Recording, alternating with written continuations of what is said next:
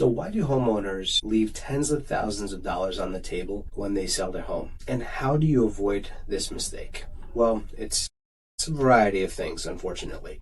So one of the main culprits is going with the price that they consider to be the right price instead of going with the price that was proven to them to be the right price. Meaning sometimes they will have an idea of what the home is worth, and just maybe based on emotion or just on hope, they will overestimate, or maybe sometimes even on the lack of specific market knowledge, they overprice the home. And at that point, there's going to be less consumers that are going to be interested in that exact price point. We've talked about it in the past, but if your neighbors sold for a specific price, right, over the last 6 months or 3 months, or over the last year, and you want to just make more than they did, it's not necessarily going to translate, because it all depends on how the market transitioned or what the current trends are. And, sometimes they'll take an emotional thing, like let's say they put a lot more effort into the home from a perceived value versus, the other homes that were, renovated a little more recently,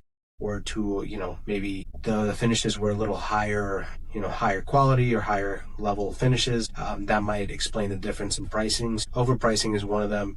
Unfortunately, it is hiring the wrong agent would be another factor that I would say plays a big part into it, especially those that go along with that trend of overpricing the home so much that if you think about it, you have the home on the market for X amount of time. You're helping your neighbors sell because they're at a reasonable level, a competitive market price versus yours that's higher than that. So when people are looking at apples to apples, they're going to go with a home that is more reasonable according to what they think the home is valued at, right? And then of course you have issues with the bank and appraisals later on. So that's another thing. And then I would say, unfortunately, the third one that leaves a lot of money on the table is assuming that the first offer is not going to be the highest offer, where people are holding off a little more, expecting, another open house or another few weeks on the market to open up the market and to have more action.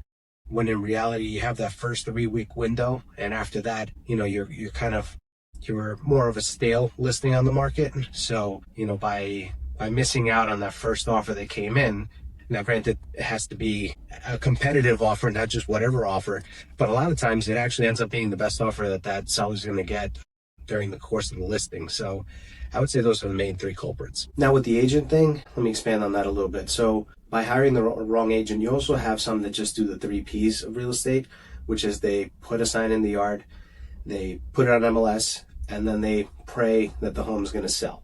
Where what you really need in today's market and in general is a proactive agent that takes initiative and that is out there prospecting for business to get potential buyers for your listing, who is marketing at a high level in order to achieve the number that you want. So keep that in mind. Don't be one of the sellers that loses out on tens of thousands of dollars.